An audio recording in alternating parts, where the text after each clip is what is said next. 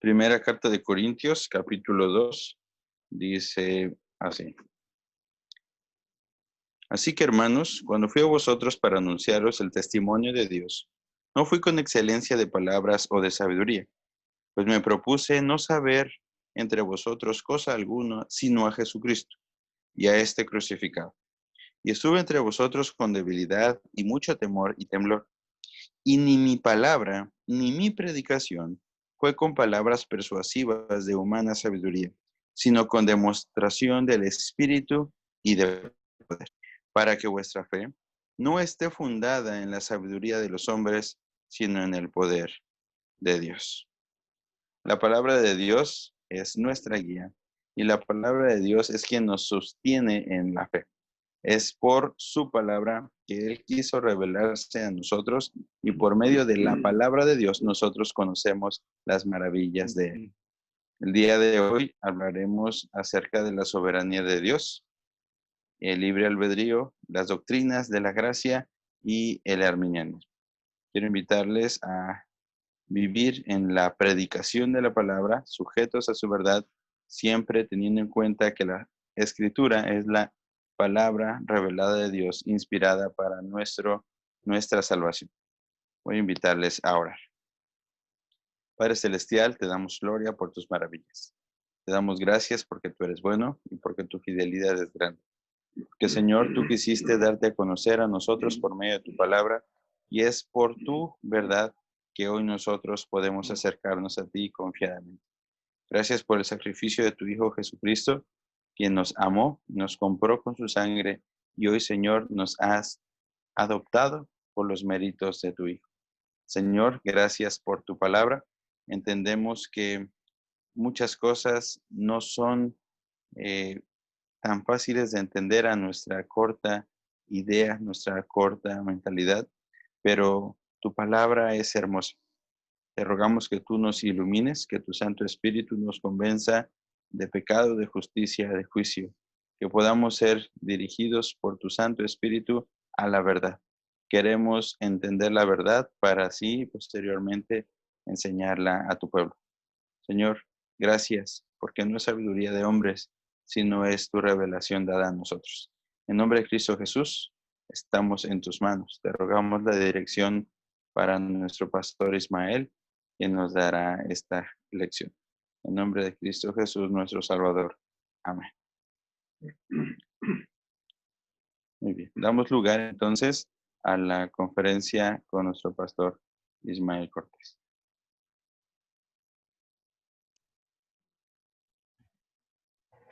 Ahora sí, jóvenes, muchas buenas noches. Me da mucho gusto saludarles. Hace un momentito solamente de mano, pero ya estamos comenzando nuestra clase para esta ocasión. Y hace unos días comenzamos a estudiar el libro, comenzamos a estudiar dentro de la teología bíblica del Antiguo Testamento el tema de la soberanía de Dios. La soberanía de Dios es el tema central de todo el Antiguo Testamento. Podríamos decir que hay varias líneas que atraviesan todo el Antiguo Testamento, inclusive que podemos encontrar en toda la Escritura. Pero el tema de la soberanía de Dios es un tema que parte por la mitad toda la Escritura. Es decir, es el hilo que corre en toda la Escritura, la soberanía de Dios. Pero ya mencionamos algunas cosas que nos parecen interesantes. Sin embargo, en la clase pasada queríamos tratar este tema de la soberanía de Dios y el libre albedrío, precisamente porque la doctrina del libre albedrío, que es una doctrina equivocada, se ha filtrado dentro de nuestras iglesias y ha competido con la soberanía de Dios. Y en muchísimas iglesias, vamos a decir muchísimas, y voy a explicar por qué, se ha filtrado esta doctrina. ¿Qué quiero decir con muchísimas iglesias? Si hablamos la iglesia pentecostés, la iglesia nazarena, la iglesia metodista, la iglesia bautista, todas ellas son iglesias donde el arminianismo o el libre albedrío se filtraron. Solamente la iglesia presbiteriana o lo que llamamos iglesia reformada en otros países, que no se llama presbiteriana, pero se llama reformada y somos lo mismo, se ha mantenido. Sin embargo, también dentro de la iglesia presbiteriana, en los últimos años, y déjeme decirlo de una forma un poquito fea, en Chiapas se ha filtrado en todo el país, pero Chiapas es la cuna de este problema. Algunos dicen que porque se nos metió a través de Guatemala y todos los predicadores que han llegado de Guatemala para acá. El asunto es que en todo el país tenemos una polarización: libre albedrío contra soberanía de Dios.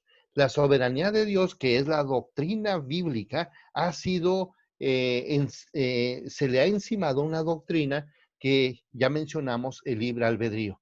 Este es un tema que necesitamos considerar, y especialmente en el caso de cada uno de ustedes, que esperamos que muy pronto sean, que ya son ahora líderes, pero que esperamos que pronto estén sirviendo al Señor en sus iglesias o en algún proyecto especial, pero que lleven la doctrina bíblica del Antiguo Testamento, que es la soberanía de Dios. Entonces, este tema tenemos que irlo entendiendo poco a poco. Quiero invitarlos a buscar Daniel capítulo 4, Daniel capítulo 4, versículo 34 al 37. 34 al 37. La escritura dice así: mas al fin del tiempo, yo, Nabucodonosor, noten por favor el versículo 34, su entrada, mas al fin del tiempo, ahorita explicaré los detalles antes. Mas al fin del tiempo, yo, Nabucodonosor, alcé mis ojos al cielo, y mi razón me fue devuelta, y bendije al Altísimo, y alabé y glorifiqué al que vive para siempre, cuyo dominio es sempiterno, y su reino por todas las edades. Todos los habitantes de la tierra son considerados como nada, y él hace según su voluntad en el ejército del cielo y en los habitantes de la tierra, y no hay quien detenga su mano y le diga: ¿qué haces? En el mismo tiempo, mi razón me fue devuelta, lo mismo que está mencionado en el versículo 34. Y la majestad de mi reino, mi dignidad y mi grandeza volvieron a mí. Y mis gobernadores y mis consejeros me buscaron. Y fui restablecido en mi reino, y mayor grandeza me fue añadida.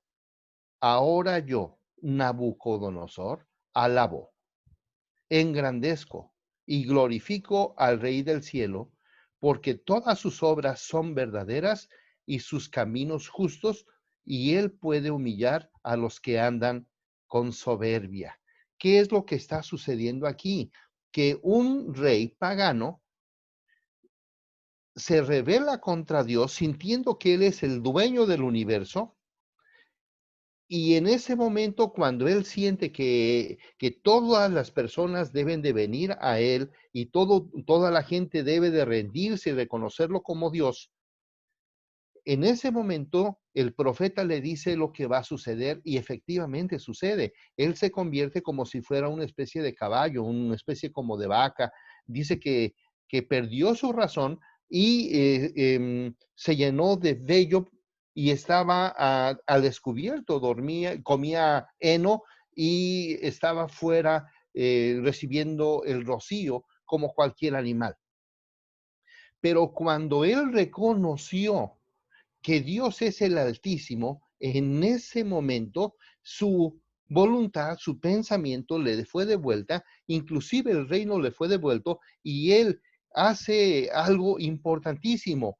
El versículo 37 dice: ahora yo, Nabucodonosor, alabo, engrandezco y glorifico al Rey del cielo, porque todas sus obras son verdaderas y sus caminos justos, y él puede humillar a los que andan en soberbia. Este versículo 37 se convierte en un edicto, y en el capítulo número 5 encontramos ya a su hijo, que se llama Belsasar, Y Belsasar desobedece, hace cosas muy feas, pero llega un momento muy interesante donde dice la Biblia que está en una cena con otras personas y que él se está sintiendo que es el rey, es el dueño de todo el universo, y en ese momento una mano aparece en la pared y le dice Mene, Mene, Tekel Uparsin, que significa has sido pesado y has sido encontrado falto. Es decir, lo que él fue encontrado falto es que su padre le enseñó que él tenía que rendirse y alabar al Rey Altísimo, al Dios de los dioses.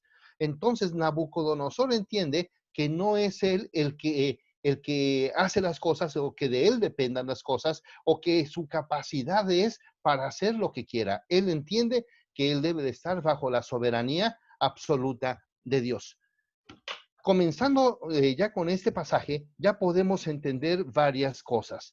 Número uno, el libre albedrío, para la gente que así lo piensa, el libre albedrío es la potestad que el ser humano tiene de obrar según considere y elija. Este no es un pensamiento bíblico, por supuesto que no, pero este pensamiento es el pensamiento que la gente trata de presentar al decir que el libre albedrío es la potestad, es el deseo, es la autoridad del ser humano y que usa para obrar según considere y elija. Entonces, este primer pensamiento ya está equivocado, sin embargo, ese es el principio en el cual se va a plantar toda esta doctrina. Lo segundo, el libre albedrío significa en suma que el ser humano tiene libertad tanto para hacer el bien como para hacer el mal.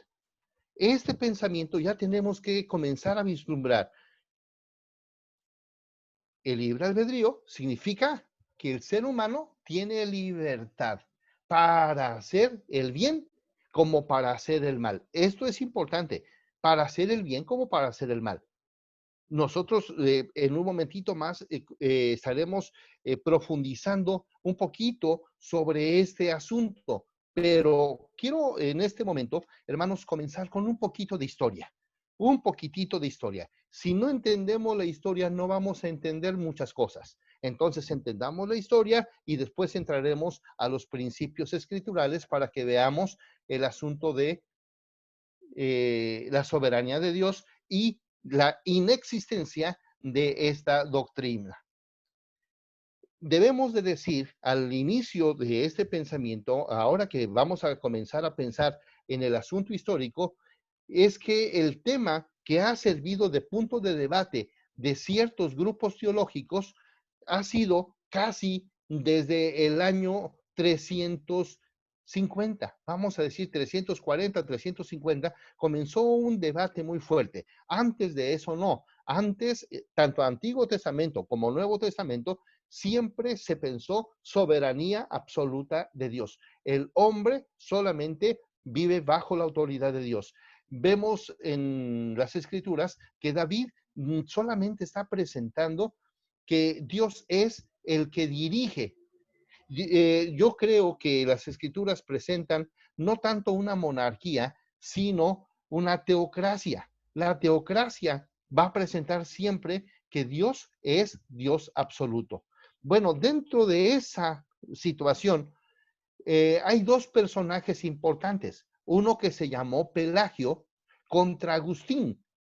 Pelagio tiene la iniciativa para pensar que existe el libre albedrío. De hecho, él es uno de los primeros, si no es que el primero, en presentar esta doctrina.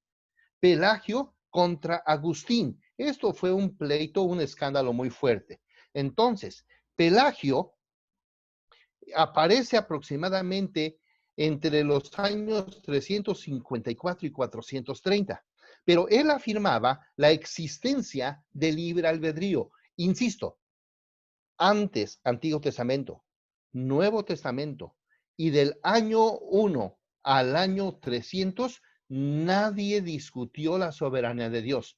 Entonces es Pelagio el que presenta algo diferente.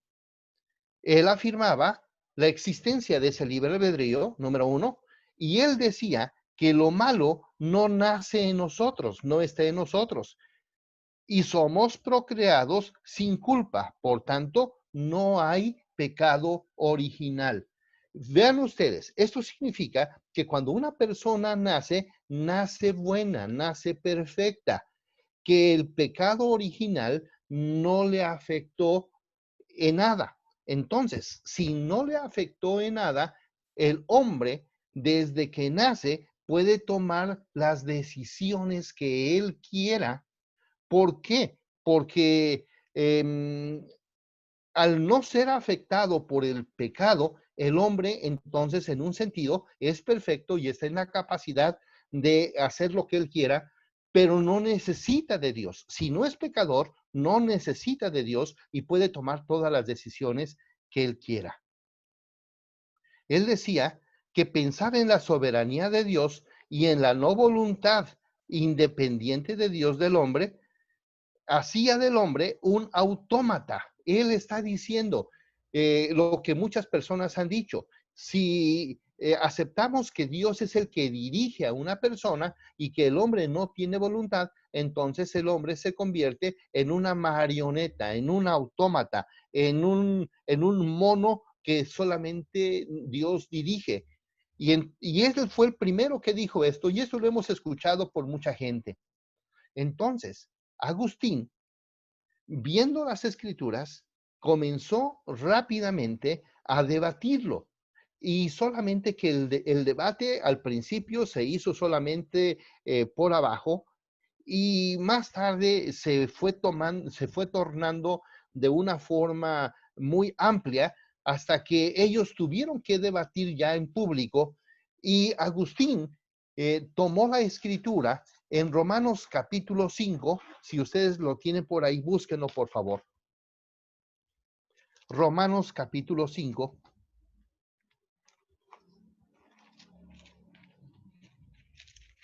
Versículo número 12. Por tanto, como el pecado entró en el mundo por un hombre, y por el pecado la muerte, así la muerte pasó a todos los hombres por cuanto todos pecaron. Dice Pelagio que el pecado no le afectó a Adán y a Eva.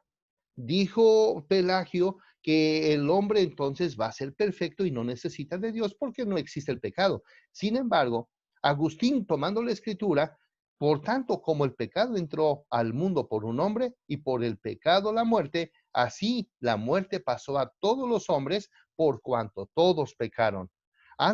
Pues antes de la ley había pecado en el mundo, pero donde no hay ley, no se inculpa el pecado. Versículo 16, versículo 15.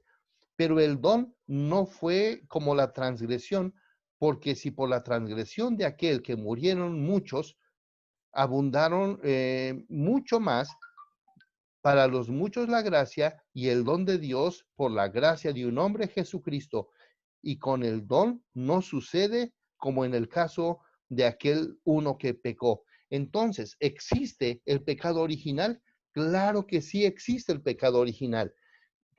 Y entonces Agustín hace una demostración clara de las escrituras y dice que el libre albedrío no es otra cosa más que un asunto de esclavitud del pecado. El libre albedrío es igual a la esclavitud del pecado. ¿Qué significa esto? ¿Qué significa esto? El libre albedrío realmente no existe y que si alguien quiere tomarse de ese pensamiento, no está haciendo otra cosa más que convertirse en esclavo del pecado. El libre albedrío del hombre, entonces decía él, que no vale para nada, excepto para pecar. Y entonces debatió fuertemente con las escrituras y se hizo el debate tan grande que llegó a varios concilios. Y aquí tenemos algunos datos importantes. En el año 416 se celebraron dos sínodos. 2 reuniones de pastores de todo el mundo para examinar las enseñanzas de Pelagio, y en ambas se condenó y excomulgó a Pelagio y a Celestio. Ellos dos tenían ese pensamiento. Es decir, en los primeros, en los primeros años del año 400 del siglo V, la iglesia comenzó a polarizarse porque este hombre comenzó a enseñar y toda la gente o mucha gente comenzó dentro de las iglesias a pensar en el libre albedrío. Llega Agustín, demuestra esto en el 416, se celebran 2 sínodos y los 2 sínodos coinciden en condenar y excomulgar a Pelagio como un hereje. Pero él sigue enseñando, él no hace caso, él es excluido de la iglesia y sigue enseñando, y en el 416 se vuelve a tomar otro concilio, el concilio de Cartago, y ahí se confirmó la herejía y fue expulsado de Jerusalén, fue sacado del país y parecía que ya había quedado el asunto, pero en el año 431, en el concilio de Éfeso, fueron declarados oficialmente herejes Pelagio y Celestio.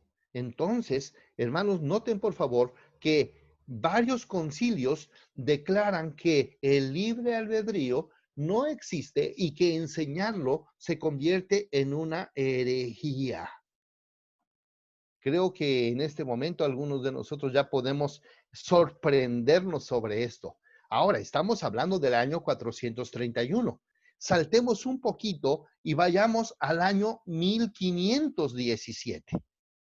En 1517, cuando se da la reforma, los reformadores, todos al unísono, rechazan absolutamente la doctrina del libre albedrío.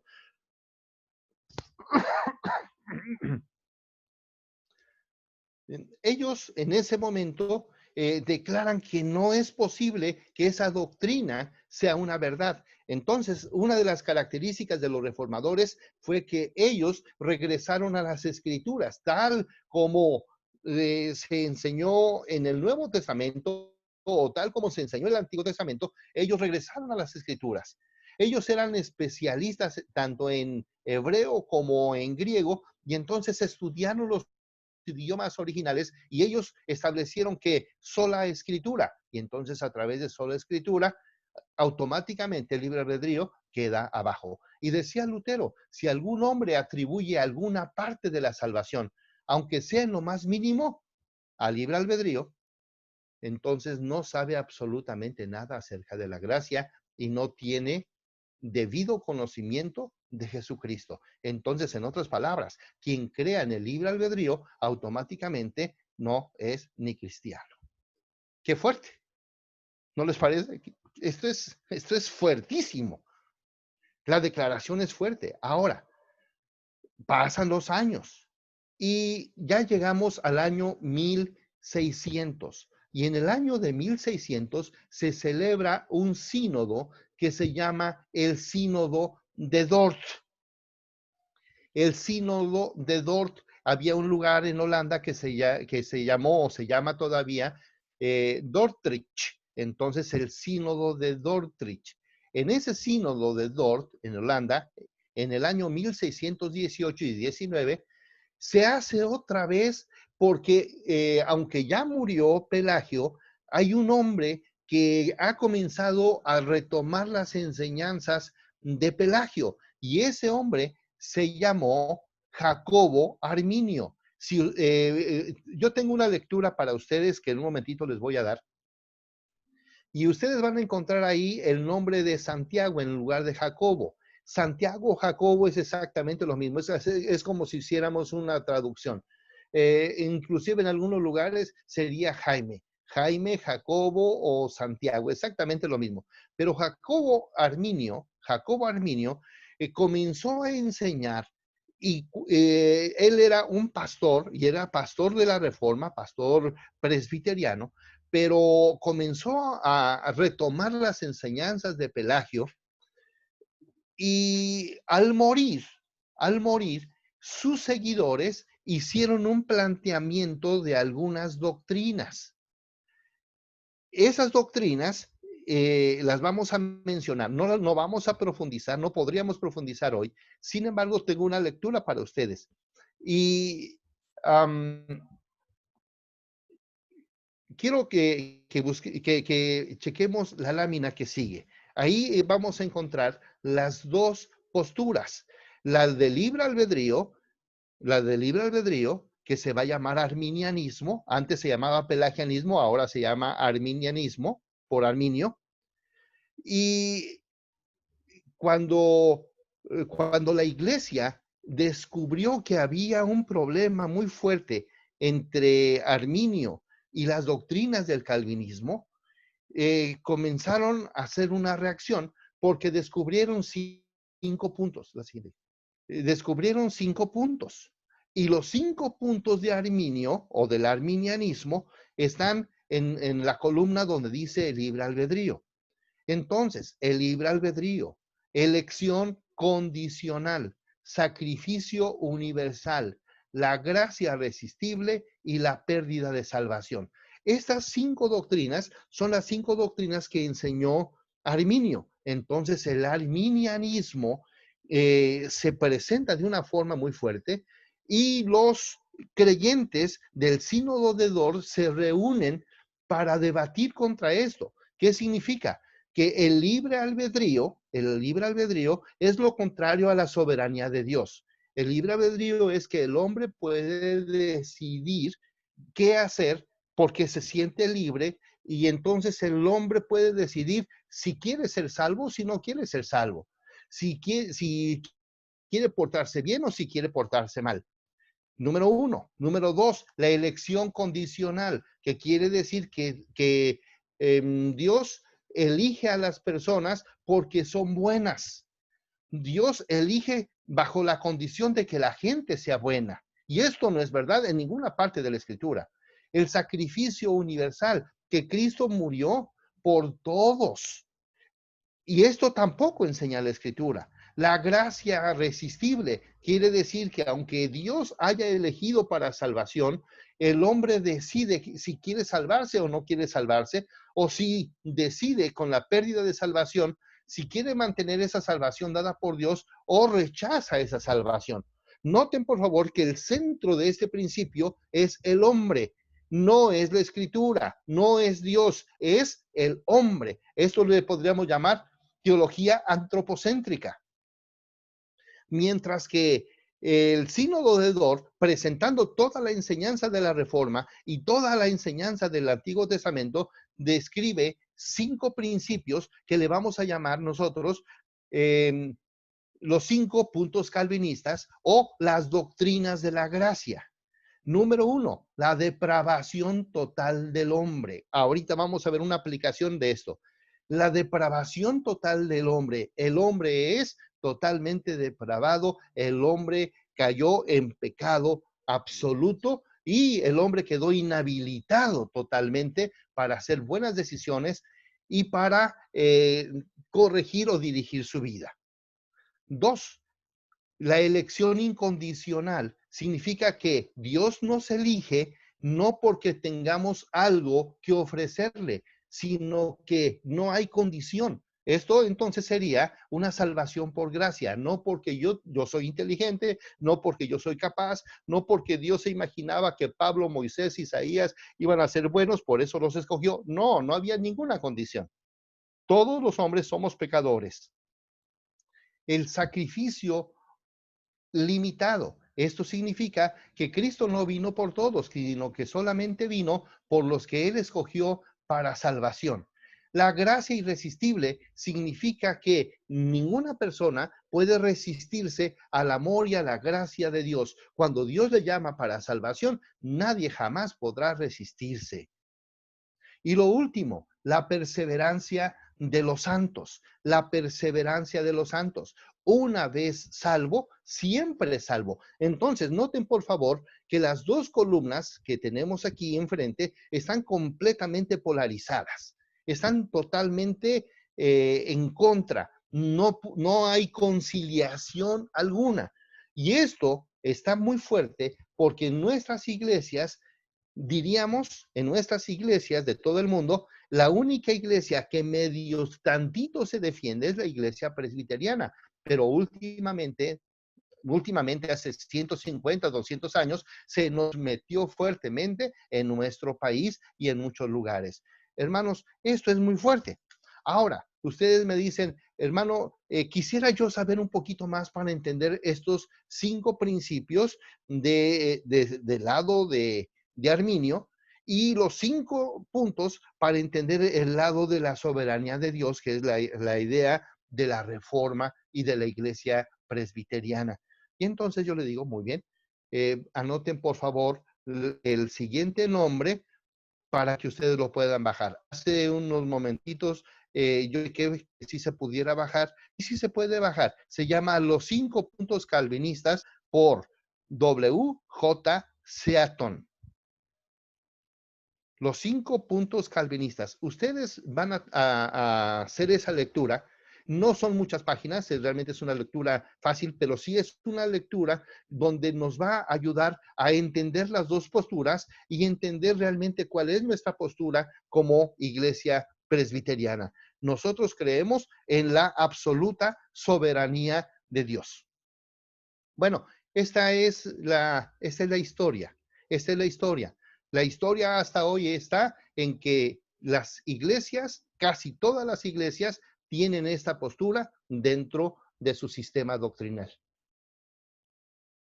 Si acaso la iglesia presbiteriana, cuando menos en teoría, porque en la práctica estamos perdiendo, y tal vez esa pudiese ser una de las preguntas más tarde, ¿qué es lo que está pasando? Pero podríamos decir, cuidado con esto, porque la iglesia presbiteriana debe entender la soberanía de Dios. Ahora, vamos a entender un poquitito más lo que tiene que ver con las Sagradas Escrituras. Para poder entender este tema, tenemos que tomar 4 cosas que son importantes. Aquí encontramos CCRC. Y bueno, una es creación, caída, redención y consumación. Cada vez que nosotros querramos entender un pasaje claramente, de esos pasajes especialmente que han sido tergiversados, vayamos y tengamos esta fórmula, CSRC. Algunos solamente dicen CCR y diríamos está bien, pero nos interesa la última C, creación, caída, redención, consumación. Si nosotros vamos a las Sagradas Escrituras, entonces nos vamos a dar cuenta en la creación que el hombre no tenía libre albedrío.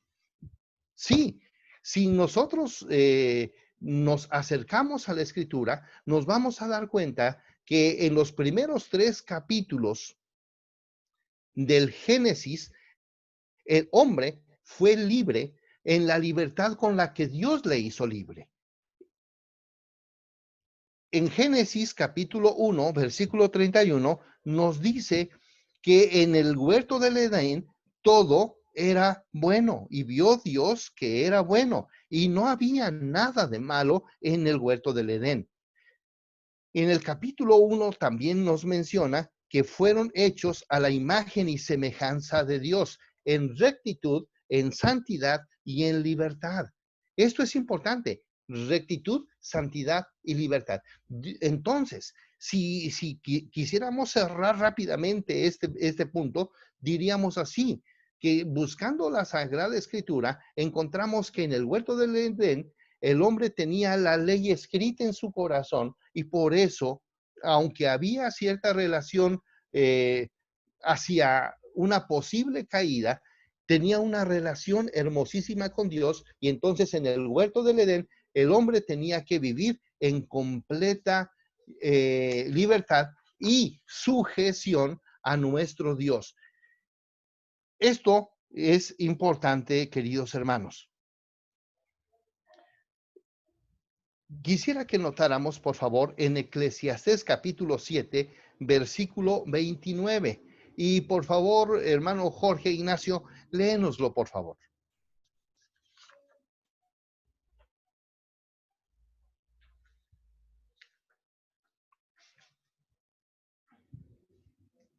De hecho, lo tenemos aquí en la pantalla, pero si lo tienes ahí en tu escritura, está bien. Ah, ya se movió.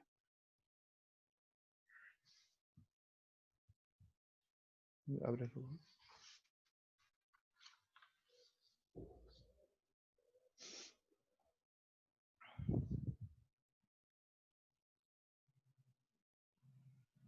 No se abre. Creo que no se pudo abrir ahorita el micrófono. Lo voy a leer. O pon la pantalla. Ya está puesto. Ok. O si lo quieres leer, por favor.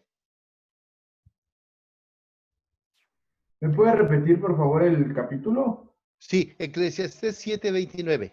Ah, perfecto, gracias, hermano.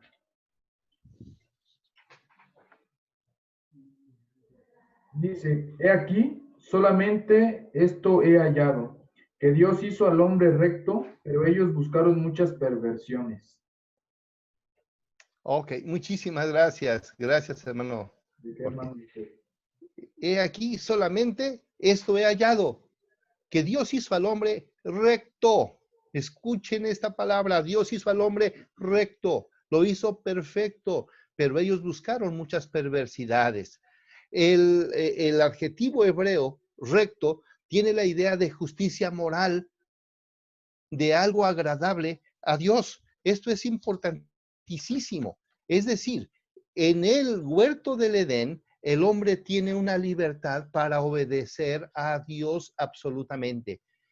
Si acaso pudiésemos decir que el hombre fue libre, fue en el huerto, libre totalmente, bajo la sujeción de Dios, fue en el huerto del Edén. Pero fuera del huerto del Edén, entonces las cosas cambiaron absolutamente. En Génesis capítulo 6, versículo 5, encontramos una enseñanza también muy fuerte. Vean ustedes hasta dónde llegó el asunto del pecado.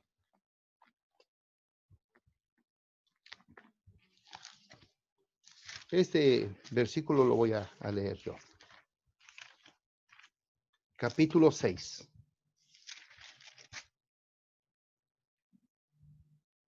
Versículo 5. Y vio Jehová la maldad de los hombres, que era mucha. Ya estamos hablando después en la caída, pero quiero hacer la diferencia todavía con el asunto de cómo era la situación en el huerto del Edén. Y vio Jehová que la maldad de los hombres era mucha y que todo designio de los pensamientos del corazón de ellos era de continuo solamente el mal. Es decir, aquí hay un problema muy fuerte, porque el pecado afectó la voluntad, los pensamientos y la actitud. Es decir, en la caída, el hombre quedó totalmente destruido. En la caída, el hombre quedó totalmente deteriorado. El hombre ya no lo encontramos con la justicia moral que está en el huerto del Edén. Entonces, en la creación, Dios hace al hombre perfecto, pero bajo su dirección. Dios es el que le manda, Dios es el que le dirige, Dios es quien le ordena todas las cosas. De hecho, nosotros sí entendemos perfectamente 1:28, donde está el mandato cultural, donde Dios manda al hombre para que haga todas las cosas bajo los pensamientos mismos de Dios. Lo manda a controlar, a dirigir todo el universo, pero no como Dios, no como el rey, sino como el virrey o como el mayordomo. Entonces, Dios le da la autoridad al hombre para vivir bajo la libertad que se da solamente en la dirección de Dios. Entonces, en el huerto, reitero, en el huerto, en el Edén, en la creación, el hombre es perfecto y el hombre en un sentido, es libre. Caminamos un poquito. El hombre en la caída es esclavo del pecado. El hombre es esclavo del pecado. ¿Por qué digo esto? Bueno, porque si nosotros comenzamos a observar el pecado, le afectó de una forma muy fuerte. Afectó sus pensamientos, sus actitudes, sus emociones. Y entonces todas las decisiones que el hombre comenzó a hacer fueron decisiones tomadas bajo el pecado. Dice la Escritura en Efesios capítulo 2, versículo 1, que Cristo nos dio a nosotros vida cuando estábamos muertos en nuestros delitos y pecados. Es decir, el hombre quedó totalmente esclavo o muerto en los pecados. Romanos capítulo 7 dice que ya no seamos más esclavos del pecado, porque el pecado esclavizó al hombre. Es decir, en la caída, el hombre quedó esclavo, quedó muerto, quedó ciego, quedó inhabilitado, y entonces todas sus decisiones las va a tomar en base a la pecaminosidad. Entonces, hermanos, noten por favor que tampoco en la caída el hombre es libre, porque ahora es esclavo y es esclavo del pecado. El hombre en la creación es libre bajo la dirección de Dios. El hombre en la caída es esclavo del pecado. El hombre en la redención. Caminemos un poquitito más en la redención. En la redención, dice la Biblia, de modo que si alguno está en Cristo, nueva criatura es, las cosas viejas pasaron, he aquí todas son hechas nuevas. El hombre en la redención es totalmente recreado, regenerado, restaurado. El hombre no tiene libertad en el sentido absoluto, pero hermanos, noten por favor que Dios nos ha dado leyes para que nosotros vivamos en ellas y vivamos dirigidos por ellas. Y cuando el hombre es restaurado, queda de nuevo bajo la línea del pensamiento de la dirección de Dios y de la dirección a través de la ley escritural. El hombre es libre con la libertad con la que Cristo le hizo libre, pero es un hombre libre restaurado bajo la dirección absoluta de Dios. Entonces, si estamos hablando que en la redención hubiese un libre albedrío o una libertad del hombre para hacer lo que quiera, podemos decir absolutamente que esto no es así. En la consumación, ¿qué sucede en la consumación? En la consumación, el hombre queda completamente regenerado. Entonces, cuando nosotros ya muramos, cuando nosotros estemos con el Señor, entonces estaremos totalmente libres de pecado y el pecado ya no se enseñoreará de ninguna forma en nosotros. Y entonces viviremos bajo el código de la Escritura, el código de Dios, y entonces no necesitaremos volver a pecar y no podremos pecar. Entonces, noten por favor, queridos hermanos, en la creación, en la caída, en la redención y en la consumación, no existe la libre decisión del hombre para hacer el bien y para hacer el mal. Creo que aquí ya podemos comenzar ciertas reflexiones en nuestro pensamiento. Hay un documento que nosotros tenemos en la Iglesia Presbiteriana que es la Confesión de Fe de Westminster. Y la vamos a comentar en un momentito, pero ya podemos decir que el libre albedrío ataca directamente la soberanía de Dios. El libre albedrío es un concepto antibíblico. El libre albedrío es antropológico. Voy a regresar ahorita a comentar la confesión de fe. El libre albedrío es un ataque directo a la soberanía de Dios. Entonces, si nosotros estamos ya pensando en esto, podríamos decir, ya nos vamos acercando a la conclusión de nuestro tema y podemos estudiar algunas cosas más sobre esto. Fíjense, queridos hermanos, que si nosotros ya comenzamos a estudiar la Confesión de Fe de Westminster, en el capítulo número 9 se presenta el libre albedrío. Y ahí hay 5 artículos. En ese capitulito hay 5 artículos. Y entonces en el primero dice, Dios ha dotado la voluntad del hombre con aquella libertad natural que no es forzada ni determinada hacia el bien o hacia el mal por ninguna necesidad absoluta de la naturaleza. Y en el 2, el hombre en su estado de inocencia, fíjense bien, tenía libertad para poder y poder para querer y hacer todo lo que fuera agradable delante de Dios. Entonces, el hombre tenía libertad, pero no había libre albedrío. Sin embargo, era inmutable y podía caer de dicho estado. Eso ya lo hemos mencionado. Número 1. 2, en la caída. El hombre, por su caída a un estado de pecado, ha perdido absolutamente toda capacidad de querer algún bien espiritual que acompañe a la salvación. ¿Sí están notando esto? Entonces, en la caída, el hombre no tiene libre albedrío porque quedó totalmente incapacitado para desear alguna cosa espiritual que acompañe a la salvación.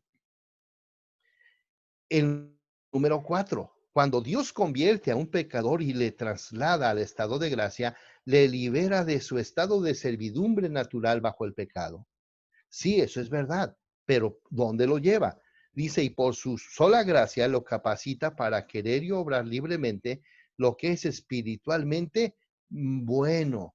El hombre, entonces, es cambiado, es transformado, es hecho una nueva criatura, pero para vivir una vida diferente y una vida en santidad. Y finalmente, la número 5, la voluntad del hombre es hecha perfecta e inmutable, libre para hacer tan solo lo bueno únicamente en el estado de gloria. Es decir, la confesión de fe de Westminster, que fue posterior a los cánones de Dort, que son los 5 puntos calvinistas o los 5 puntos de la gracia de Dios. Entonces, después de eso viene la confesión de fe de Westminster, que viene a reafirmar precisamente toda la doctrina escritural sobre la soberanía de Dios. Y entonces, ¿qué queda sobre el libre albedrío? Que el libre albedrío, en un sentido práctico, no existe. Hay un pensamiento donde la gente dice, es que esto es bíblico. Sí, pero hemos visto que no es bíblico, que es un pensamiento antropológico. Y en los últimos días, hermanos, esto ha sido un ataque contra la soberanía de Dios en forma directa. En estos días, vamos a decir, desde el tiempo de la Revolución Francesa, hubo un pensamiento donde el hombre está tratando de decir que el hombre es capaz, que el hombre es importante, que el hombre es inteligente, y a partir de ahí comienzan a surgir muchos pensamientos sobre los derechos humanos, comienzan a surgir pensamientos donde el hombre es libre, donde el hombre no necesita estar sujeto a nadie, pero es precisamente un reflejo de esta doctrina de libre albedrío, que es un pensamiento totalmente antropológico, anticristiano y, aunque pueda sonar difícil, en un sentido también es un pensamiento demoníaco. Hermanos, aunque muchos de nuestros hermanos creyentes en Jesucristo, de algunas de las iglesias, pueden creer así, pero ellos tratan de justificar en forma humana ese pensamiento. Nosotros, en este momento, después de todo lo que hemos comentado, podemos tener una postura clara. Y ese es mi deseo, que después de esas 2 clases que hemos hablado sobre la soberanía de Dios, nosotros estemos convencidos que la doctrina de la mal llamada libre albedrío es totalmente descalificada y que no debiera de existir dentro de nuestras iglesias. Yo espero que ustedes, hermanos, lean por favor este artículo que les acabo de mencionar de los 5 puntos calvinistas, porque ahí nos va a dar citas y nos va a dar los conceptos completos, porque ahora nosotros no tendríamos ese tiempo completo para estar desmenuzando. Yo creo que ese asunto de los 5 puntos calvinistas debe ser un asunto que debe ser estudiado, pero cuando menos en 5 lecciones. ¿Por qué? Porque es una doctrina central para nosotros. Si hay comentarios, si hay preguntas, entonces podemos hacerlas ahora.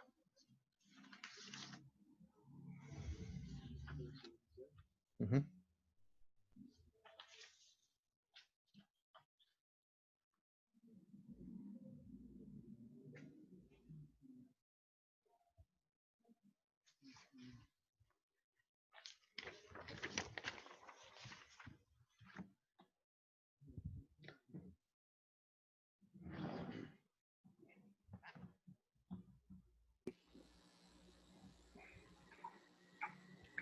Muy bien, hermanos, ¿cómo están?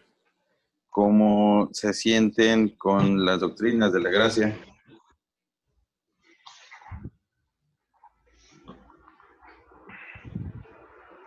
La verdad es un tema necesario para nosotros.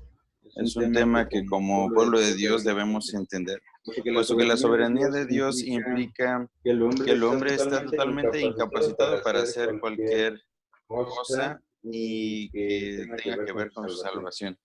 Hemos estado acostumbrados a hablar acerca de que el hombre tiene la capacidad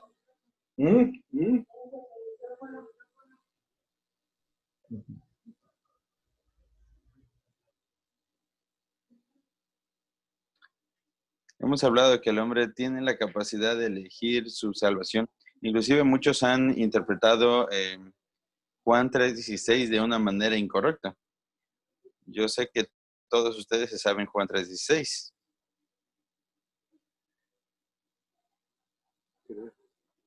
Creo que todos se lo saben, ¿no? Todos pueden prender su micrófono, por favor, si gustan, para que podamos decir este texto. Y probablemente encontramos una pequeña diferencia en lo que digamos. ¿Y estamos todos listos para decirlo? Sí. Sí. Muy bien.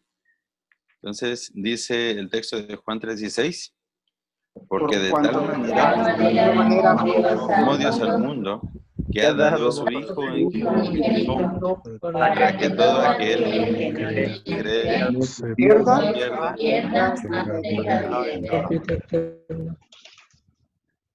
Ahorita se nos mezclaron varios textos en la mente de algunos.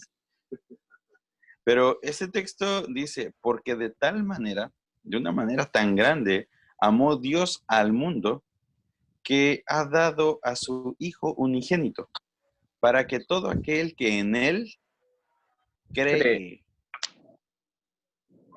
no para que todo aquel que en Él crea. Y una de las ideas que el pensamiento arminiano utiliza, y hasta hoy en día se cree, es que el hombre llega a creer. Si yo decido creer, entonces puedo ser salvo. Muchos, inclusive hay una pregunta que hicieron ahorita que hemos de comentar, ¿es necesario hacer un llamamiento en una campaña evangelística? Fíjense que muchos de los métodos que nosotros utilizamos en la evangelización tienen que ver con la obediencia a estos principios arminianos. Venga, reciba a Cristo, dele la oportunidad a Dios de cambiar su vida. ¿Ha escuchado usted alguna vez esa frase? Hace un tiempo yo escuché a un pastor que yo creo que todos conocemos, que decía, Dios es un caballero. Y si tú no le abres las puertas de tu corazón a Dios, Dios es un caballero de tal modo que Él está imposibilitado. Él está cruzado de brazos para que tú, bueno, Él está cruzado de brazos y no puede transformar tu vida si tú no se lo permites. Y me pareció muy interesante esa frase porque mucha gente cree eso. que si usted no le da la oportunidad a Dios de hacer algo, Él no lo podrá hacer sobre usted. Si tú no le das la oportunidad a Dios de hacer una transformación en tu vida, entonces Él no la puede hacer. Fíjese que esa es una idea muy común, pero totalmente contraria a la soberanía de Dios, porque Dios tiene todas las cosas en su control y puede hacer con nuestra vida lo que a Él le plazca. Él puede hacer y deshacer de nuestros días, de nuestros pensamientos, de su creación, de este mundo, lo que Él quiera. Entonces, una vez habiendo dicho esto, vamos a contestar algunas de las preguntas que ustedes ya han hecho. Les repito, les pido que puedan escribir sus preguntas en el chat para que podamos comentarlas. Una de las preguntas que me pareció muy interesante y ya de hecho envié una respuesta, tiene que ver con el libre albedrío, la autoridad y la obediencia que tenemos que tener a las autoridades civiles. Jorge Ignacio nos hacía esa pregunta. ¿Puedo encontrar en la palabra algún mandamiento que me indique también obedecer las reglas del Estado para no entrar en conflicto con mi prójimo? Eso es claramente, si la evidencia en la palabra es muy clara. Son 3 pasajes que yo escribí en su chat para que ustedes lo pudieran observar, que está en Tito capítulo 3, versículo 1 al 8. Quiero invitarles a buscarlos, esos textos rápidamente.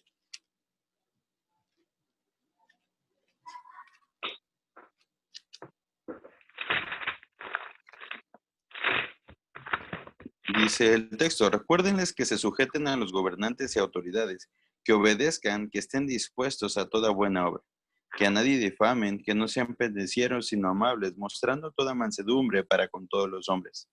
Porque nosotros también éramos en otro tiempo insensatos, rebeldes, extraviados, esclavos de concupiscencias y deleites diversos, viviendo en malicia, envidia, aborrecibles, aborreciéndonos unos a otros. Pero cuando se manifestó la bondad de Dios nuestro Salvador y su amor para con los hombres, nos salvó, no por obras de justicia que nosotros hubiéramos hecho, sino por su misericordia para el amamiento de la regeneración y por la renovación en el Espíritu Santo. Dice el versículo 8, palabra fiel es esta, y en estas cosas quiero que insistas con firmeza. Para los que creen en Dios, procuren ocuparse en buenas obras. Estas cosas son buenas y útiles a los hombres. El otro texto, primera de Pedro, capítulo 2, versículo 13. Por causa del Señor, someteos a toda institución humana, ya sea al rey como a superior, ya a los gobernadores, como por él enviados por castigo de los malhechores y alabanza de los que hacen bien. Porque esta es la voluntad de Dios, y haciendo bien, hagáis callar la ignorancia de los hombres insensatos, como libres, no como los que tienen la libertad como pretexto para hacer lo malo, sino como siervos de Dios. Honrad a todos, amad a los hermanos, temed a Dios, honrad al Rey. Y Romanos, capítulo 13, versículo 1 al 10. Sométase toda persona a las autoridades superiores, porque no hay autoridad sino de parte de Dios, y las que hay por Dios han sido establecidas. De modo que quien se opone a la autoridad, a lo establecido por Dios, resiste, y los que resisten acarrean condenación para sí mismos. Porque los magistrados no están para infundir temor al que hace el bien, sino al malo. ¿Quieres, pues, no temer la autoridad? Haz lo bueno y tendrás alabanza de ella, porque es servidor de Dios para tu bien. Pero si haces lo malo, teme, porque no en vano lleva la espada, pues es servidor de Dios, vengador para castigar al que hace lo malo. Este texto quiero enfatizar que se repite 3 veces la misma frase, porque es servidor de Dios para tu bien. Las autoridades, recordemos que según la Escritura, En su soberanía Dios quita y pone reyes. Y Dios pone a los magistrados para nuestro bien. Son siervos de Dios para hacer justicia, siervos de Dios para nuestra protección, siervos de Dios que llevan la espada. El versículo 4 dice, porque es servidor de Dios para tu bien. Después dice, pues es servidor de Dios, vengador para castigar al que hace lo malo. Y versículo 6, pues por esto pagáis también los tributos, porque son servidores de Dios que atienden continuamente a esto mismo. 3 ocasiones que el texto nos dice que los jueces, magistrados, las autoridades civiles son puestos por Dios, son de parte de Dios, son establecidos por Dios y son siervos de Dios. Por lo cual no hay razón alguna para que el cristiano sea rebelde a la autoridad civil. No tenemos esa libertad. Cuando unido a lo que estamos hablando, muchas personas que se llaman cristianas dicen que ya no van a obedecer las autoridades civiles porque están obedeciendo a Dios. En ese sentido, la Escritura dice que si tú no obedeces la autoridad que Dios puso en la tierra, entonces estarías desobedeciéndole a Él. Otra pregunta que nos hace nuestro hermano Homero es sobre una clase que ellos están dando, se las leo. En una ocasión en el culto de varones, tocamos el tema referente al libre albedrío y los puntos calvinistas y arminianos. Entonces no pudimos concluir si cuando un pastor o hermano está dando un tema evangelístico, ¿podrá hacer el llamamiento? Esa pregunta en realidad es muy buena y se ha debatido en muchos lugares porque si nosotros entendemos la soberanía de Dios, el llamamiento que generalmente se hace es este.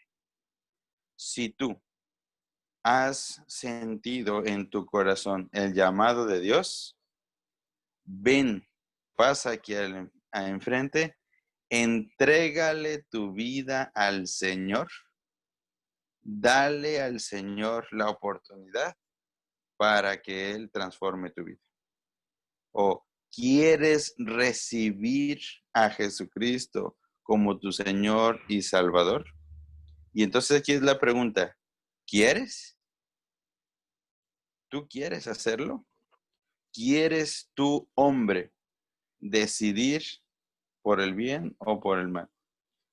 Muchas ocasiones también hemos escuchado, si el día de hoy tú llegaras a morir, ¿a dónde te quieres ir? Pero la Escritura no dice que es el hombre quien decide a dónde quiere ir. En realidad, el hombre está condenado al infierno. Punto. No hay dónde más pueda ir el hombre. Pero por la gracia de Jesucristo, el hombre viene a la obediencia. Entonces, es diferente entender o hacer un llamado al arrepentimiento, que la Escritura sí dice, arrepentidos y convertidos, que el reino de los cielos se ha acercado. Debemos hacer un llamado al arrepentimiento, pero llamado al altar a darle al Señor la oportunidad de entrar en tu corazón, en realidad no es algo que el hombre pueda hacer.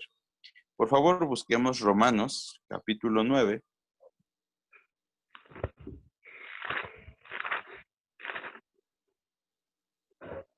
Versículo 14. ¿Qué pues diremos? ¿Que hay injusticia en Dios? En ninguna manera. Pues a Moisés dice, tendré misericordia del que yo tenga misericordia, y me compadeceré del que yo me compadezca. Así que no depende del que quiere, ni del que corre, sino de Dios que tiene misericordia. No depende del hombre, no es decisión del hombre abrir las puertas de su corazón al Señor. Otro texto que es muy conocido y está mal interpretado es Apocalipsis 3:20. Por favor, acompáñenme a ese pasaje. Yo sé que ustedes lo han escuchado en algún sermón evangelístico. Pero específicamente este texto no habla acerca de eso. El contexto de ese pasaje es un llamado de Dios a su iglesia al arrepentimiento. Está en el contexto de la iglesia de la Odisea, se ha apartado y dice, ojalá fueses frío o caliente. Está hablando de personas cristianas que se han enfriado o se han desviado del camino. Pero dice el versículo 20, he aquí, yo estoy a la puerta y llamo. Si alguno oye mi voz y abre la puerta, entraré a él y cenaré con él y él conmigo. Y entonces muchas personas utilizan este texto para decir, Dios está llamando hoy a la puerta de tu corazón. Tú decides si abrir la puerta o dejarlo afuera. Haz que Jesús sea el invitado de honor en tu casa. Y pareciera inocente o pareciera muy buena esa postura, pero en realidad no es lo que la Biblia dice, porque Dios tiene el control absoluto sobre nuestra vida y no es por nuestra libre decisión, no es decisión del hombre decir, Señor, yo te abro las puertas de mi corazón. No es el hombre quien decide abrir las puertas del corazón al Señor. Recordemos también lo que dice la Escritura, que no nosotros amamos a Dios primero, sino nosotros amamos a Dios porque Él nos amó a nosotros primero. Esto es importante porque es el hombre que reacciona al llamado de Dios. No es el hombre quien invita a Dios, sino Dios quien por medio del Espíritu Santo llama al hombre al arrepentimiento. Y el hombre entonces reconoce su necesidad del Salvador. Cuando nosotros hagamos un llamado, porque sin duda alguna lo tendremos que hacer, tenemos que hacer un llamado al arrepentimiento. Arrepentíos y convertíos, que el reino de los cielos se ha acercado. Arrepiéntete de tus pecados, reconoce tu condición de pecador y suplica a Dios por misericordia. Porque eso es lo que el hombre puede hacer delante de Dios. Señor, te suplico tu misericordia. Otro pasaje que a mí me emociona mucho es cuando Jesús está en el pórtico, en una fuente y llega, no recuerdo, la fuente de Bethesda. Y entonces un ángel bajaba cada año o cada vez, tocaba el agua y el que se aventaba el agua podía ser salvo o sano de su enfermedad. Entonces le pregunta el Señor, ¿qué quieres que yo te haga? El hombre le dice a Jesús, Señor, si tú quieres, puedes limpiarme. La misma situación lo encontramos con los leprosos, la misma situación lo encontramos en el caso de la mujer con flujo de sangre, en la persona de Jairo. Absolutamente todos los pasajes en la Biblia encontramos, Señor, si tú quieres. Es decir, es por voluntad de Dios que las cosas son hechas. Hermanos, solamente quiero hacer una encuesta rapidísima. ¿Quién de ustedes ha escuchado por lo menos alguna de esas frases que he dicho anteriormente acerca de que tú le tienes que abrir la puerta de tu corazón al Señor? Levanten su mano nada más para saber que sí lo han escuchado. Muy bien. O muy mal. Porque eso quiere decir que ustedes han escuchado por lo menos un sermón en su vida con influencia arminiana. Ahora, quiero hacerles una pregunta. ¿Alguno de ustedes en alguna ocasión le ha pedido a alguna persona al momento de evangelizarle que haga con ustedes la oración del pecador? Levante su mano, confiese su pecado. Así nadie quiso contestar, nadie quiso levantar su mano. Es que la oración del pecador es exactamente la misma situación. Yo le pido al Señor en este momento que entre en mi corazón. Yo decido en esta hora entregar mi vida a Cristo. Y ahí vamos todos de obedientes diciendo, Señor, yo te entrego mi vida. Señor, yo decido en esta hora y yo decido. La Escritura no dice que yo decido. Jamás. Recordemos lo que dice el texto. No es del que quiere ni del que corre, sino del que Dios tiene misericordia. Ahora, por la gracia del Señor, muchos hemos venido a la obediencia de la gracia por medio de muchos de estos métodos. En temas evangelísticos, siempre se ha tocado esa libre decisión, pero no es el hombre quien decide ser salvo. Muy bien, vamos a contestar otra pregunta. Qué hermoso pasaje, dice nuestro hermano. Entonces, ¿sí existe la posibilidad de elegir entre obedecer o no obedecer? Jorge Ignacio, solamente quisiera saber. Bueno, ya quedó contestado. Gracias.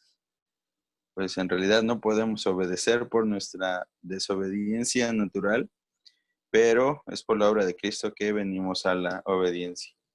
Muy bien.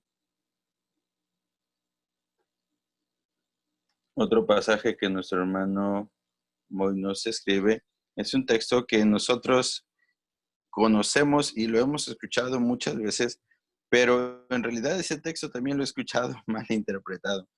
Por favor, vamos a Efesios capítulo 2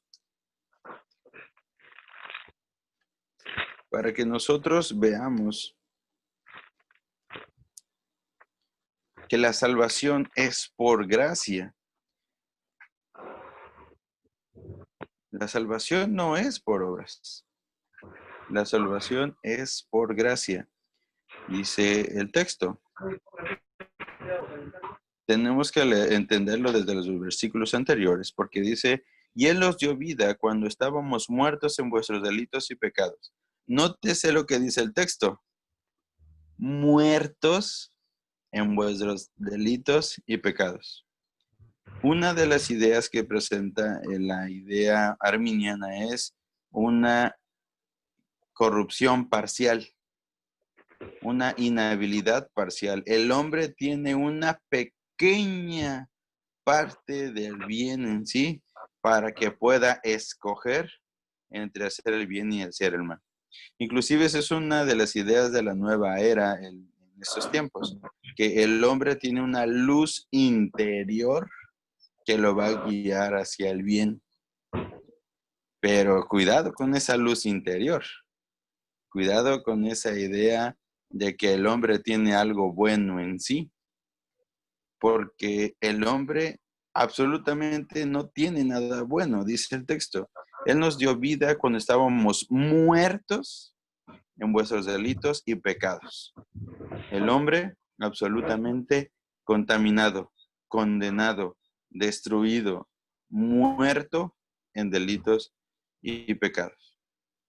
Obedeciendo, dice el texto, anduviste en otro tiempo, siguiendo la corriente de este mundo, conforme al príncipe de la potestad del aire, al espíritu que ahora opera en los hijos de desobediencia, entre los cuales también todos nosotros vivimos en otro tiempo en los deseos de nuestra carne, haciendo la voluntad de la carne y de los pensamientos, y éramos por naturaleza hijos de ira, lo mismo que los demás.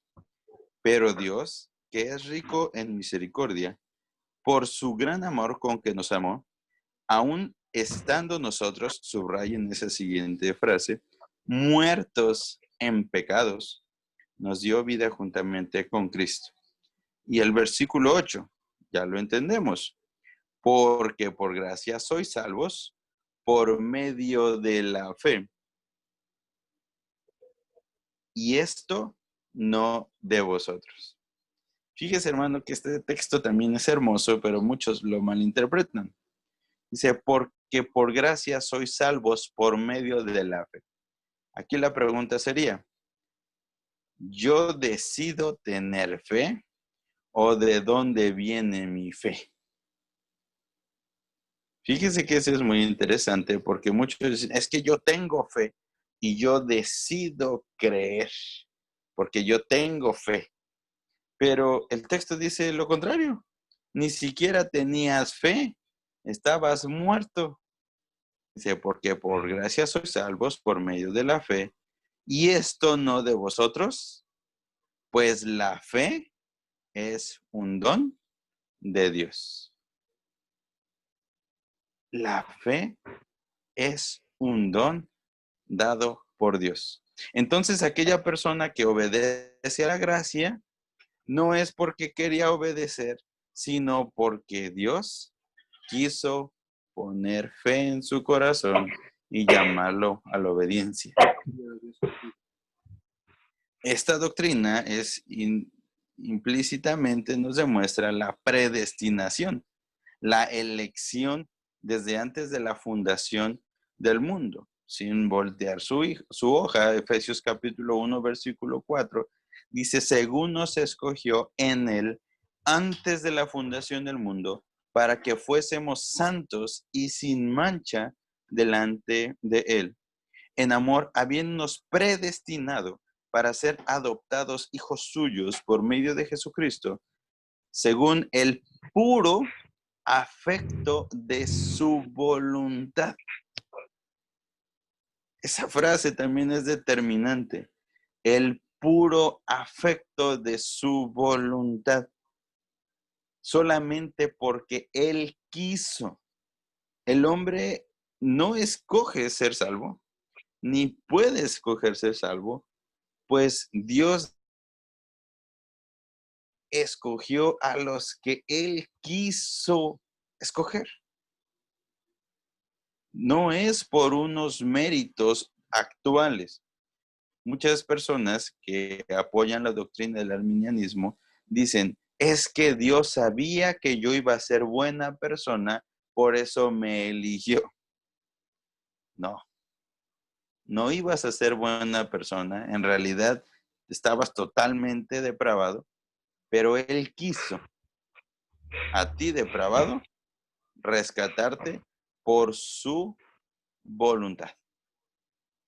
Entonces, cuando nosotros entendemos como cristianos la depravación total del hombre, quedamos absolutamente imposibilitados y agradecidos por Dios y agradecidos con Dios porque Él quiso rescatarnos.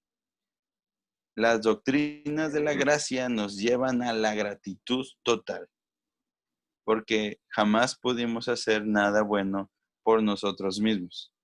Es Dios con su amor que entonces podemos venir a la obediencia. Jorge Ignacio nos pidió la palabra para hacer un comentario. Jorge, es tu tiempo. Puedes activar tu micrófono. Gracias, hermano. Una vez más, agradecer al Señor por todo el aprendizaje que se está adquiriendo a través de sus enseñanzas, hermanos, pero también el adquirir conocimiento genera más dudas. Y no dudas respecto a si debo de obedecer o no la palabra de Dios, eso me queda más que claro como cristiano al haberlo aceptado, de que que debo seguir mi vida conforme a lo establecido en la Escritura. Sin embargo, hermano, mi comentario va precisamente por lo que usted está comentando ahorita, de que si yo en algún momento he sido beneficiado y bendecido por Dios de regresar a su camino y de alguna u otra manera yo voy sintiendo en mi vida que debo de servirle, debo de adorarle y debo de adentrarme a su obra, y poco a poco me voy abriendo espacio en alguna iglesia, ¿qué privilegio le da a una persona o qué poder incluso le puede dar a alguien dentro de una iglesia para decidir si sí o no puedo contribuir a su obra dentro del templo, dentro de la iglesia.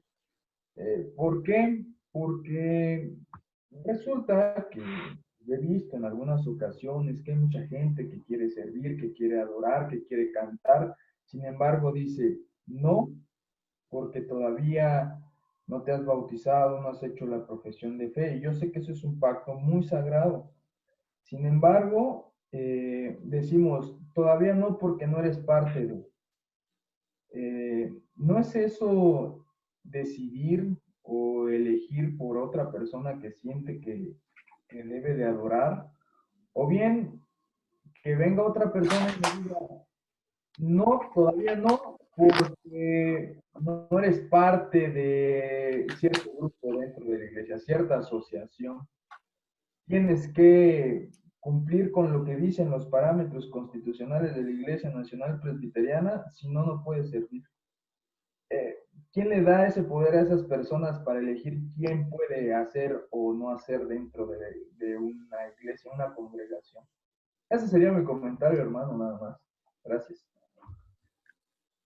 Fíjate que tu pregunta es muy buena y nos la hemos preguntado todos en algún momento de nuestras ansias por servir, porque todos queremos participar en la iglesia y tenemos que, muchas veces nos enfrentamos con, podríamos decir, trabas, ¿no? Decimos, ay, es que me dijeron que no, pero, y siempre salimos con que, ¿quién, quién le dijo a él que me puede decir a mí que no? Es muy interesante porque en la escritura sí encontramos muchas ocasiones donde Dios le dijo a algunos que no les correspondía esa parte. Eh, un ejemplo muy claro es eh, la elección de los diáconos. Hechos capítulo 6 nos expresa la elección de los diáconos. Personas con ciertos requisitos para ejercer un servicio especial. Y es entonces hombres electos por el pueblo, llamados por Dios, que les ha dado el Señor sabiduría para que tomen estas determinaciones para el beneficio de la iglesia. Entonces, las dos sesiones anteriores yo les hablé acerca de Éxodo capítulo 18, donde Moisés elige líderes, líderes que se convertirían en jueces y tendrían gobierno y dirección sobre el pueblo. No todos los que quisieron formar parte del liderazgo pudieron, pero en nuestra iglesia presbiteriana nosotros tenemos normas, tenemos reglas para nuestro bien. Uno podría decir, por unos pagan otros, pero en realidad muchas personas han entrado al liderazgo sin conocer los principios de la palabra y entonces terminan afectando a la iglesia. Por ejemplo, la escritura nos muestra que Pablo tuvo a un hombre que se llamó Demas y Demas estaba de más porque él era un siervo y estaba en la administración de los recursos, pero se fue con los recursos, se fue. Eh, entonces es un tema importante que tiene que haber una evidencia de conversión, tiene que haber una evidencia de compromiso y tiene que haber evidencias de responsabilidad. Por ejemplo, primera de Timoteo capítulo 3, versículo 6. Si tú vas a ese texto, tú vas a encontrar que Pablo le dice a Timoteo, vas a escoger a ancianos y diáconos, pero un requisito indispensable es que no sea un neófito, no sea que envaneciéndose caiga en la condenación del diablo. ¿Qué quiere decir neófito? Tiene que ver con la palabra una persona nueva o una persona que desconozca. Muchos lo traducen como una persona ignorante. No tiene tanto ese sentido, pero una persona muy nueva en la fe desconoce algunas cosas, algunas metodologías de trabajo en la iglesia. Entonces, cuando nosotros como pastores, como ancianos, como diáconos, nos toca elegir o determinar quién sí y quién no, lo tenemos que hacer en base a los principios bíblicos. En ese sentido, para que yo pueda servir, debo cumplir los requisitos escriturales. Esos requisitos escriturales son claros, son específicos. Y en el mejor de los casos, tenemos que entender que todo tiene su tiempo y debes estar preparado para el momento en el que tú puedas servir.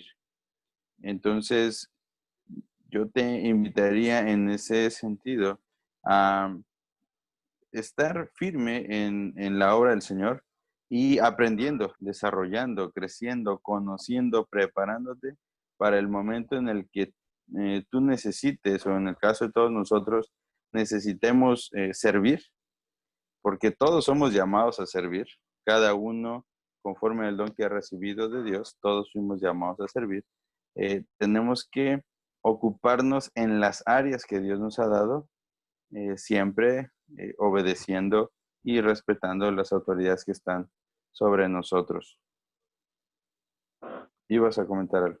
Sí. Sí, pastor, muchas gracias. Y de verdad le agradezco porque lo que usted me acaba de decir lo tomo como un consejo que guardaré en mi corazón y practicarlo en el día a día. También tengo más dudas y algo que me dejó en algún momento un mal sabor de boca, y lo comento acá con ustedes, hermanos, en confianza, pero es para resolver dudas. ¿Qué tan bueno podría ser que un niño no forme parte de un coro, de una iglesia, y en algún momento decirle, todavía no, porque no estás bautizado y porque tus papás no están bautizados y no tienen profesión de fe?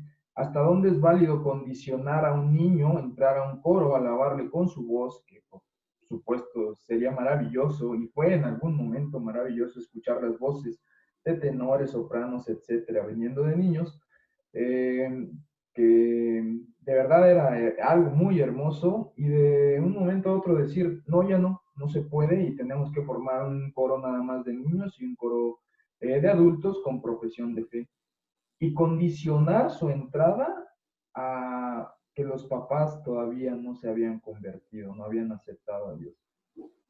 ¿Se puede hacer eso tomando en consideración que en algún momento nuestro Señor Jesucristo había dicho que los niños podían acercarse a Él? Eso es también algo que yo tengo dudas y a veces no me deja dormir. Gracias, hermano. Sí, es buena tu pregunta, aunque por el momento no debo contestarla porque tendría que entender el contexto de todas las cosas que pasan alrededor como para tomar ese tipo de determinaciones. En ese sentido, yo creo que podríamos platicar y resolver alguna de esas situaciones, alguna de esas dudas, porque recordemos que eh, cada situación debe entenderse en su contexto. No entiendo el porqué de algunas de esa afirmación, pero podría ser en otro momento que podríamos platicarlo y abundar en ella.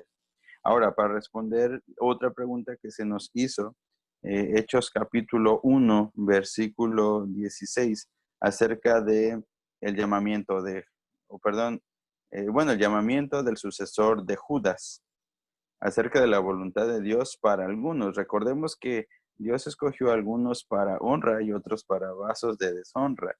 Y en este caso también leímos a Jacob amé y a Esaú aborrecí. Y en el caso de Judas, Judas fue llamado por el Señor con un propósito, con el propósito de entregar al Salvador, y eso estuvo profetizado. Hechos capítulo 1, versículo 16. Varones hermanos, era necesario que se cumpliese la escritura, en que el Espíritu Santo habló antes por boca de David acerca de Judas, que fue guía de los que prendieron a Jesús, y era contado con nosotros, y tenía parte en este ministerio. Este, pues, con el salario de su iniquidad, adquirió un campo, y cayendo de cabeza se reventó por la mitad, y todas sus entrañas se derramaron.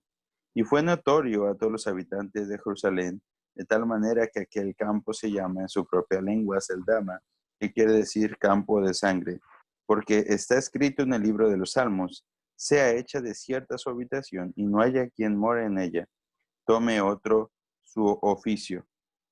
La escritura nos explica que Judas fue llamado por Dios para cumplir esa labor. Este texto es en realidad muy importante para entender que Dios tiene todas las cosas planeadas para nosotros y Dios tiene un propósito para cada uno de nosotros que nosotros desconocemos. En sus decretos eternos, Él ya ha planeado lo que nosotros hemos de hacer. La Escritura nos presenta, por ejemplo, en la historia de Judas, que él fue planeado para esto. Y Dios endureció su corazón y fue movido a hacer esto. Por ejemplo, el faraón, exactamente la misma situación. Dios endureció su corazón para que no dejara que no dejara salir al pueblo. Esto también es obra de Dios. Dios endurece el corazón al que Él quiere. Dios tiene misericordia del que Él quiere. Dios aplica su voluntad y su propósito para cada uno de nosotros. El hermano Isaías hace un momento levantó la mano. Es su tiempo. Sí, hermanos, buenas noches. Realmente es un tema muy interesante y muy importante que conozcamos este tema de que es hasta cierto punto a veces controversial en las iglesias. Pero mi comentario y al final una pregunta. Yo creo que es importante el ver los contextos del uso del término o de la palabra, porque creo que haciendo o recordando un poquito una pregunta de la clase pasada sobre el término libre albedrío que está escrito en la Constitución, creo que desde ese punto de vista el término está bien empleado, a no ser que yo me equivoque. Esto quiere decir entonces que como término tiene varios contextos de aplicación y yo creo que sí es importante, si estoy en lo correcto, el aclararlo, ¿no? Porque también habría que definir entonces o hacer la comparación contra los términos de libertad, libertinaje, libertarismo, contra el libre albedrío, que de alguna manera pudiéramos decir que son sinónimos. Esa es la parte que yo veo un poco complicada, que a lo mejor yo no he entendido bien. Entiendo perfectamente bien lo que es el libre albedrío y a qué se refiere, estoy totalmente de acuerdo, pero creo que hay un poco de confusión en cuanto al uso del término, porque si bien es cierto, dentro de la definición de la Real Academia, lo que dice albedrío es que albedrío es la voluntad no gobernada por la razón, sino por el apetito, antojo o capricho. Y en cuanto al libre albedrío dice, potestad de obrar por reflexión y elección.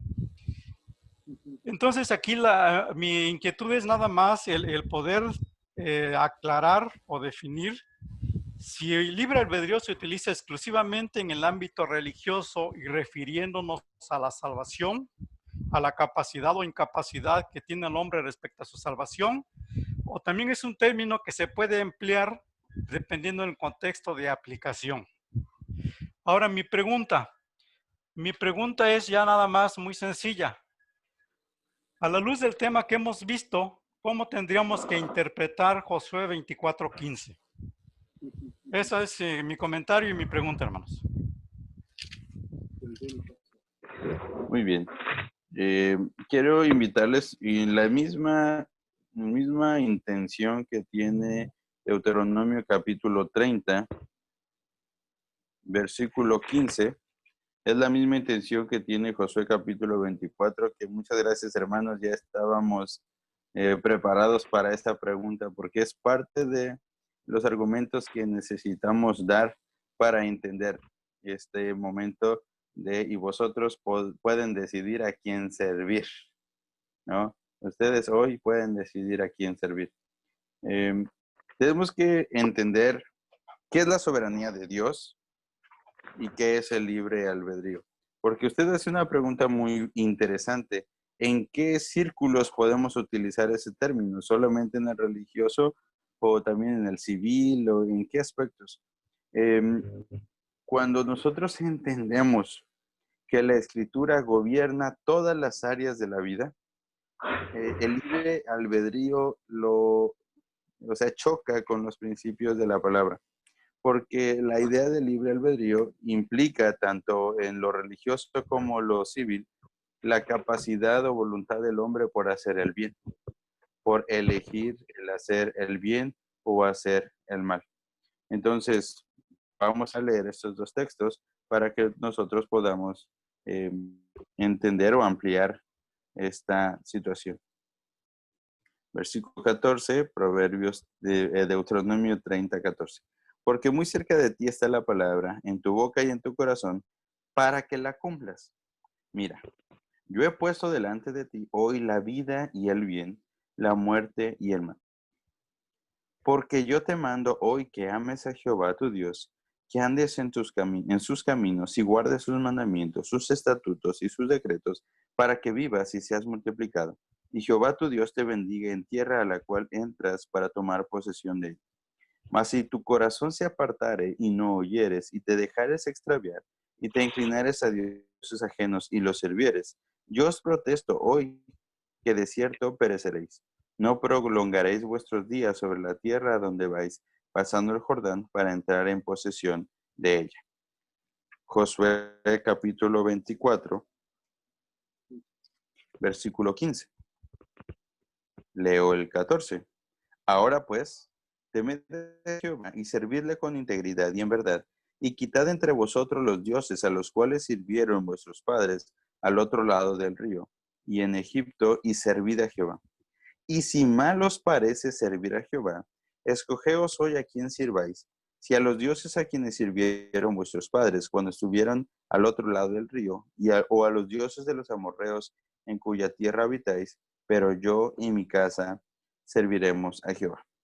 Estos dos textos nos dan podríamos pensar que nos dan un paréntesis entre que el hombre puede decidir si hace el bien o hace el mal. Pero estos dos textos tienen una relación muy clara porque son el envío al pueblo. Cuando nosotros hablamos acerca de la soberanía de Dios, implica que todos estamos gobernados por el Señor y todos debemos estar sujetos a su autoridad. El hombre puede reaccionar en obediencia o en rebeldía. Pero no porque esté en rebeldía quiere decir que está fuera de la soberanía de Dios y está fuera de la autoridad de Dios. Entonces, en este caso, Dios, por medio de Josué, le dice al pueblo, ustedes saben los mandamientos que yo les estoy dando. Ustedes saben lo que les va a pasar si no obedecen. Pero, ¿qué hizo el pueblo? Todos lo sabemos y lo hemos estado estudiando durante este mes ya. El pueblo reaccionó en rebeldía.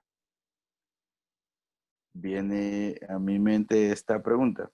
Porque el pueblo reaccionó en rebeldía, ¿Dios se olvidó de su plan? No. ¿Dios se olvidó de su pacto? Tampoco. Sino que todas estas cosas ya estaban preparadas para la gloria del Hijo de Dios. ¿Por qué? Porque el pecado en el corazón del hombre y la rebeldía en el corazón del hombre, según Romanos, Pablo lo dice así, todo esto funciona para glorificar la obra de Cristo.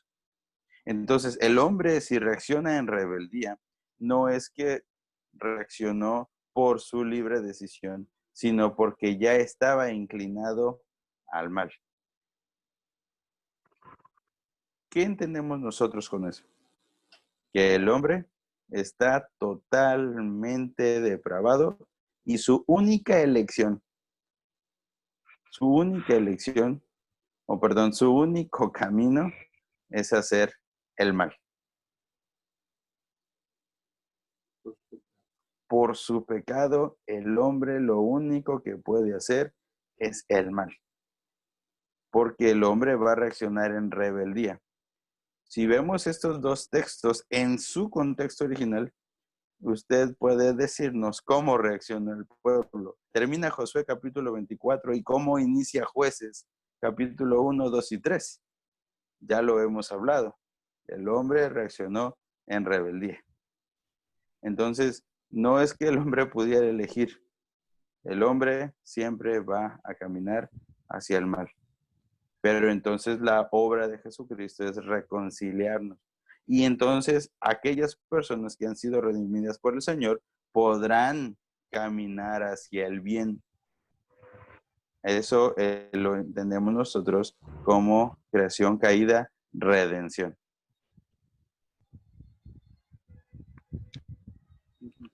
Gracias damos a Dios porque Hermano, nos ha dado... Sí, hermano. ya nada más otro comentario. Ok, sí entiendo toda esa parte, pero voy a poner un ejemplo muy práctico de la vida real para ver, para que me quede un poquito más claro. Cuando yo voy manejando, por ejemplo, y encuentro un semáforo y ya está en preventivo y yo sé que pasármelo pues me van a infraccionar y que no es lo correcto o detenerme y sé que es lo correcto y dudo, pero me paso. Eso es, ¿cómo le podríamos llamar a ese tipo de decisión? Pecado. Sí, pero es una decisión finalmente. ¿Sí? Sí, entiendo que es pecado, pero es una decisión, a eso voy. Sí, se está rompiendo los principios. Mire, aquí hay un asunto filosófico que se llama determinismo, donde unas personas afirman que Dios hace que nosotros pequemos. Entonces, si yo digo que peco es porque Dios me llamó a pecar, si yo peco es porque Dios me movió a pecar, no. Romanos capítulo 6, versículo 1. ¿Qué pues diremos? ¿Perseveraremos en el pecado para que la gracia abunde? En ninguna manera, porque los que hemos muerto al pecado, ¿cómo viviremos aún en él? Ese texto nos ayuda a entender que el hombre, por su naturaleza pecaminosa, va a pecar. Usted nos dio el ejemplo. Me paso el alto por mi naturaleza pecaminosa. Pequé, transgredí la ley de Dios. ¿Dios sabía que usted iba a hacer eso? Sí, lo sabía. ¿Usted está pecando a plena conciencia? Sí, está pecando porque su elección por naturaleza es el pecado. Entonces, en ese sentido, ¿cómo se llama esa elección? Usted hace una muy buena pregunta. Entonces, yo lo hice. ¿Cómo se llama? Se llama pecado. ¿Por qué? Porque yo no tengo libre albedrío, sino yo pequé por desobediencia, por la rebeldía de mi corazón. Nos hace una muy buena pregunta, Ignacio, ahí. Si yo decido asesinar al ladrón que allanó mi casa y amenazó con asesinar a mi familia, ¿qué tipo de elección sería? Tiene que ver con la misma situación, porque nuevamente, es transgresión de la ley. Yo obedezco a mi impulso, pero estoy desobedeciendo a mi autoridad, porque la autoridad dada por Dios, porque aquí es el mandamiento dado por Dios. El mandamiento dado por Dios es no matarás, y a mí no me corresponde tener la espada. En ese sentido, sería un pecado.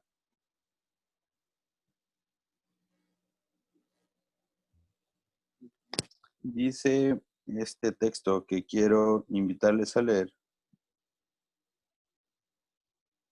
Romanos capítulo 7, versículo 13. Luego lo que es bueno vino a ser muerte para mí. En ninguna manera, sino que el pecado, para mostrarse pecado, produjo en mí la muerte por medio de lo que es bueno. a fin de que por el mandamiento el pecado llegase a ser sobremanera pecaminoso. Porque sabemos que la ley es espiritual, mas yo soy carnal, bendito al pecado. Versículo 15. Porque lo que hago, no lo entiendo, pues no hago lo que quiero, sino lo que aborrezco, eso hago. Y si lo que no quiero, esto hago, apruebo que la ley es buena. De manera que ya no soy yo quien hace aquello, sino el pecado que mora en mí. Y yo sé que en mí, esto es, en mi carne, no mora el bien. Porque el querer el bien está en mí, pero no el hacerlo. Porque no hago el bien que quiero, sino el mal que no quiero, eso hago. Así, y si hago lo que no quiero, ya no lo hago yo, sino el pecado que mora en mí. Así que, queriendo yo hacer el bien, hallo esta ley, que el mal está en mí. Porque según el hombre interior, me deleito en la ley de Dios, pero veo otra ley en mis miembros, que se rebela contra la ley de mi mente y que me lleva cautivo a la ley del pecado que está en mis miembros.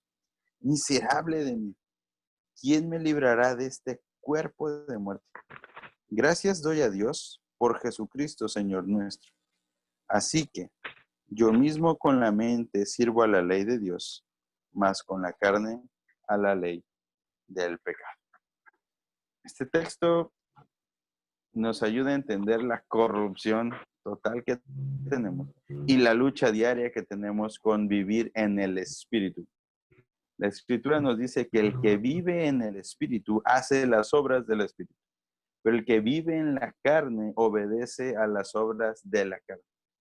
El que vive en el Espíritu siente dolor y vergüenza por su pecado y se arrepiente de su pecado y no anda más en él. Pero el que es carnal ama el pecado, sigue en el pecado y disfruta el pecado. Cuando nosotros hablamos acerca de creación, caída, redención, entendemos que es por la obra de Jesucristo que estamos siendo transformados, estamos siendo santificados para que cada día nosotros caminamos hacia obedecer la ley de Dios. Entonces, todas esas decisiones que nosotros tomemos son en función a la medida de la obediencia, de la santificación que estamos siendo dirigidos por el Espíritu Santo. Nosotros somos vendidos al pecado, pero es el Espíritu Santo que está en nosotros quien nos dirige a todo obra de bien. Entonces, si yo soy pecador, lo entiendo. No quiero hacer el mal, pero la ley de mi cuerpo me guía a hacer el mal. Yo debo entender que es por el Espíritu Santo que soy santificado y estoy siendo dirigido a dejar de pecar. La Escritura nos dice que no mortifiquemos al Espíritu, no contristemos al Espíritu, sino por lo contrario, caminemos en obediencia a la gracia, siendo dirigidos, transformados, redimidos a la imagen de su Hijo Jesucristo. Hermanos, este tiempo que nosotros hemos hablado de teología del Antiguo Testamento nos ayuda a entender entonces que desde el principio de la historia, Dios en su plan soberano quiso salvarnos. Entender teología del Antiguo Testamento significa que Dios planeó desde antes de la fundación del mundo enviar a su Hijo Jesucristo para salvar a aquellos que Él quiso escoger. Es por su gracia que hoy nosotros somos redimidos y estamos siendo dirigidos a una vida santa. Fuimos llamados a una vida santa. Hemos hablado el día de hoy de la soberanía de Dios. Hemos hablado de la soberanía sobre nuestra vida, sobre nuestra salvación y sobre todo lo que Dios ha creado. Damos gloria a Dios porque en su presciencia. En su conocimiento, nosotros hemos sido llamados a la obediencia de la ley de Dios. Recordemos, hay una ley suprema, es Dios. Todas las leyes que estén sujetas, todas las leyes están subordinadas a la ley de Dios. Ninguno de nosotros puede poner una ley diferente a la ley de Dios. Dios nos pide que obedezcamos las autoridades civiles, que estemos sujetos a ellas siempre y cuando ellas no estén en contra de la autoridad suprema, que es la autoridad de Dios, que es su palabra. Hermanos, obedezcamos a la palabra de Dios, obedezcamos a nuestro Dios y caminemos a la santificación. Recordemos que la Escritura nos dice que sin santidad nadie verá al Señor. Nos da mucho gusto que podamos estar en esta clase. Hay preguntas que seguirán surgiendo de este tema. Les invitamos que nos puedan escribir por medio del WhatsApp sus preguntas y podemos ir contestando una a una estas preguntas. Gracias damos a Dios por este tiempo. Quiero invitar a mi hermano Miguel que nos dirijas a Dios en oración para concluir nuestra clase.